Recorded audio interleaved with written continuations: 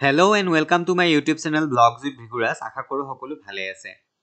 অসম চৰকাৰৰ বিভিন্ন ধৰণৰ প্ৰতিযোগিতামূলক পৰীক্ষা আৰু চৰকাৰী চাকৰি পৰীক্ষাত আহি থকা অসম ভূগোল সম্পৰ্কীয় গুৰুত্বপূৰ্ণ কোৱেশ্চন কেইটামান আপোনালোকলৈ লৈ আহিছো। আশা কৰো ভিডিওটো স্কিপ নকৰাকৈ শেষলৈকে চাব কাৰণ এইকেইটা কোৱেশ্চন অসমৰ বিভিন্ন পৰীক্ষাসমূহত সততে আহি থাকে, ৰিপিটেড হয় আৰু কমন কোৱেশ্চন হয়।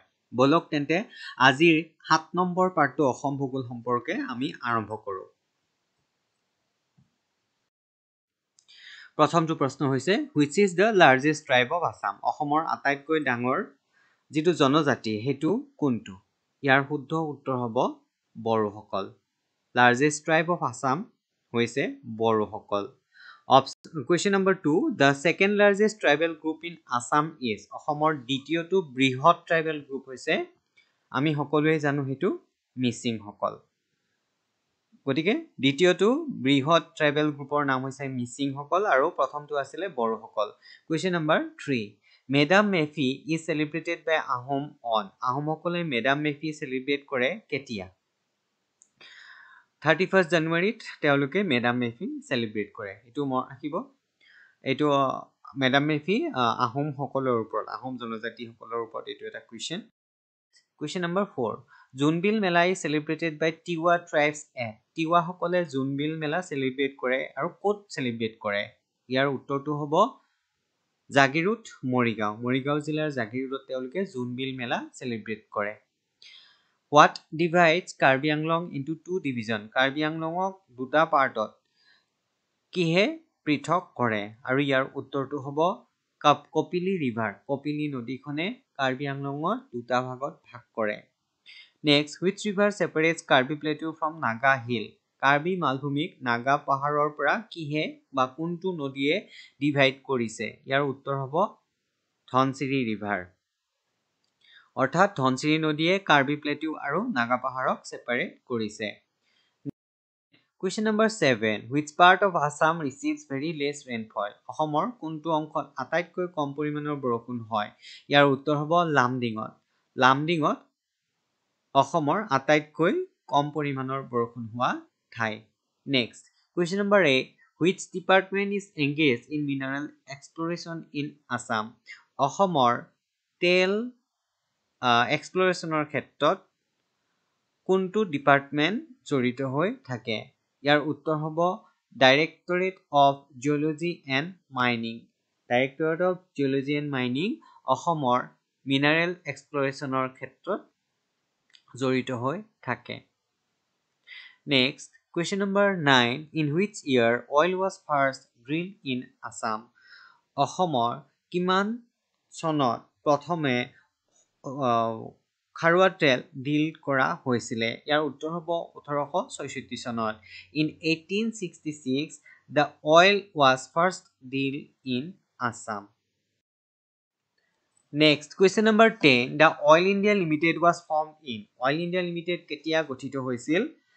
আৰু ইয়াৰ উত্তৰ হ'ব 1958, 1958 চনত Oil India Limited গঠিত হৈছিল। Next, question number 11 হৈছে in which year the Assam Oil Company formed? Assam oil company কেতিয়া গঠিত হৈছিল? ইয়াৰ উত্তৰ হ'ব 1899, 1899 চনত Assam Oil Company গঠিত হৈছিল। Question number 12, which country is situated to the west of Assam? অসমৰ পশ্চিম প্ৰান্তত কোনখন দেশ আছে? আৰু ইয়াৰ উত্তৰ হ'ব অসমৰ পশ্চিম প্ৰান্তত বাংলাদেশ আছে। Next, question number 13, in which part of Goalpara quartz is found? গোৱালপাৰাৰ কোনটো অংশত quartz পোৱা যায়? আৰু ইয়াৰ উত্তৰ হ'ব পঞ্চৰত্ন হিলছ, পঞ্চৰত্ন পাহাৰত quartz পোৱা গৈছে গোৱালপাৰাৰ। Next, question number 14, in which year the World Heritage Site were declared in Assam? অসমৰ কিমান চনত বিশ্ব ঐতিহ্য ক্ষেত্ৰ সমূহ ঘোষণা কৰা হৈছিল? আৰু ইয়াৰ উত্তৰটো হ'ব 1985, 1985 চনত অসমত World Heritage Site declare কৰা হৈছিল। Next, question number 15, in which year the Project Tiger in Manas National Park was started? Manas ৰাষ্ট্ৰীয় উদ্যানত কেতিয়াৰ পৰা Project Tiger লঞ্চ কৰা হৈছিল বা আৰম্ভ কৰা হৈছিল? আৰু ইয়াৰ উত্তৰ হ'ব 1973, 1973 চনৰ পৰা। পৰৱৰ্তী প্ৰশ্ন Question number 16. First National Park of Assam. অসমৰ প্ৰথমখন নেশ্যনেল পাৰ্ক হৈছে আমি সকলোৱে জানো Kaziranga national park. Next. Question number 17. Who discovered the availability of oil in Assam? অসমত খাৰুৱা তেল যে পাইছিল বা সন্ধান কৰিছিল কোনে প্ৰথমে ডিস্কভাৰ কৰিছিল?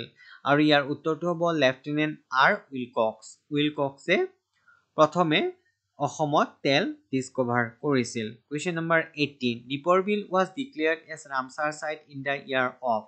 Deepor Billক ৰামসাৰ সাইট হিচাপে ঘোষণা কৰা হৈছিল। অপচন ইয়াৰ শুদ্ধ উত্তৰ হ'ব আগষ্ট 2002। 2002 চনৰ আগষ্টত দীপৰ বিলক এখন ৰামসাৰ সাইট অসমৰ একমাত্ৰ ৰামসাৰ সাইট হিচাপে ঘোষণা কৰা হৈছিল। Question number 19. The Bugdoi River originates from. Bugdoi নদীখন ক'ৰ পৰা উৎপত্তি হৈছে আৰু ইয়াৰ উত্তৰ হ'ব নাগা পাহাৰৰ পৰা। নাগা হিলৰ পৰা Bugdoi নদীটো উৎপত্তি হৈছে। আজি ভিডিওটোৰ অন্তিমটো প্ৰশ্নলৈ যোৱাৰ আগে আপোনালোকক পুনৰবাৰ অনুৰোধ জনাইছো যদি মোৰ চেনেলটোলৈ প্ৰথমবাৰৰ কাৰণে আহিছে তেনেহলে চেনেলটো সাবস্ক্ৰাইব কৰি ল'ব আৰু ভিডিওবোৰ নিজৰ বন্ধু-বান্ধৱীৰ সৈতেও শ্বেয়াৰ কৰিব আৰু লাইক কমেন্টৰ উপযুক্ত দিহা পৰামৰ্শ দিবলৈ নাপাহৰিব। আজিৰ শেষৰটো প্ৰশ্ন হৈছে question number 20. Baksa district of Assam was created from the parts of the district as.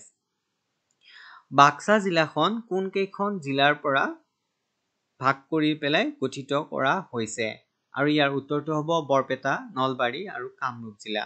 Barpeta জিলা, নলবাৰী জিলা আৰু কামৰূপ জিলাৰ এক্সটেনশনেল পাৰ্ট লগ লগাই বাক্সা জিলাখন নতুনকৈ গঠন কৰা হৈছে।